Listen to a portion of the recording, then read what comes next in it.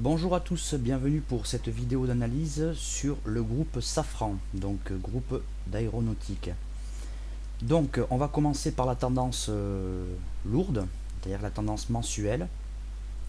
Eh bien on voit que la tendance est clairement haussière, d'accord, que effectivement elle a subi un peu le décrochage récent, mais que la tendance haussière n'a jamais été vraiment remise en question. Les indicateurs sont acheteurs. Le stochastique vient de se retourner, enfin est en train de se retourner sur sa zone de neutralité, hein. Voilà. Donc il n'y a pas de gros signaux de retournement. Donc on va privilégier les positions acheteuses d'une manière générale. Alors maintenant on va aller petit à petit zoomer et on va aller sur l'hebdomadaire. Alors j'ai envoyé quelques emails au sujet de cette valeur il y a 2 semaines à quelques-uns d'entre vous.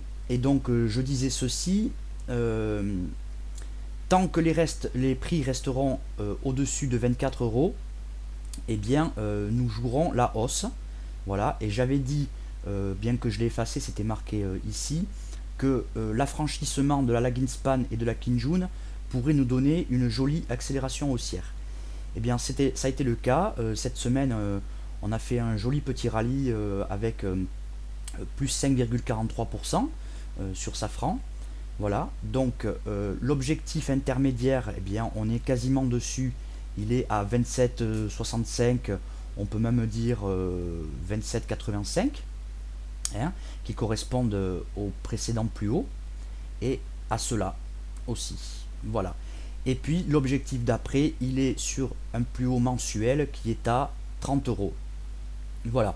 Alors comme on peut le constater ici, il n'y a pas grande inquiétude sur cette valeur et sur cette unité de temps, d'accord?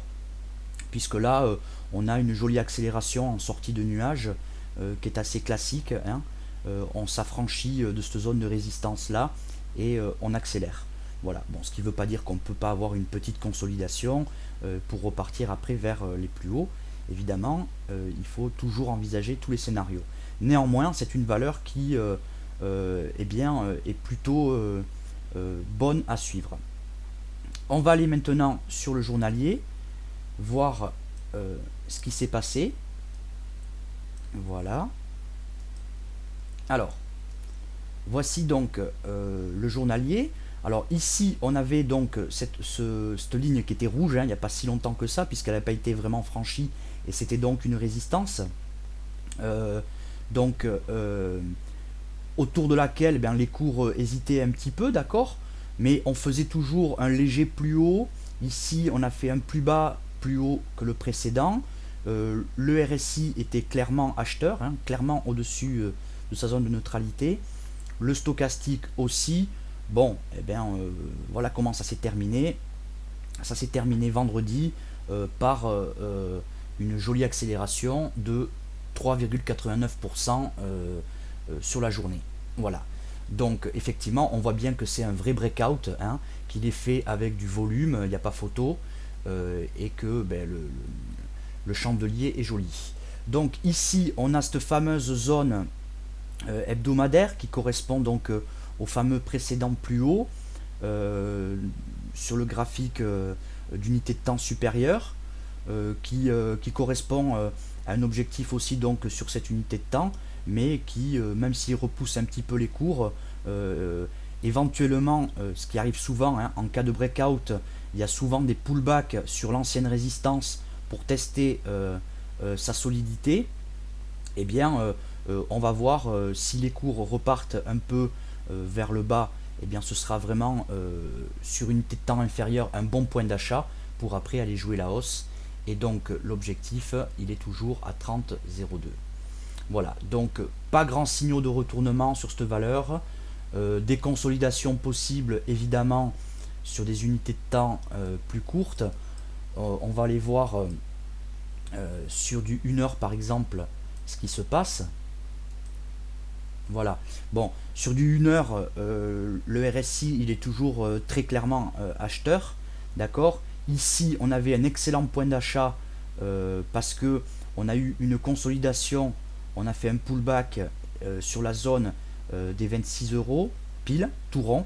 Donc vous voyez bien que les chiffres ronds sont d'une importance assez capitale en bourse. Voilà. Pour l'instant, le RSI, là, il est suracheté. Bon, eh bien, on va voir ce que ça va donner. Pourquoi pas donc la consolidation dont je vous parlais.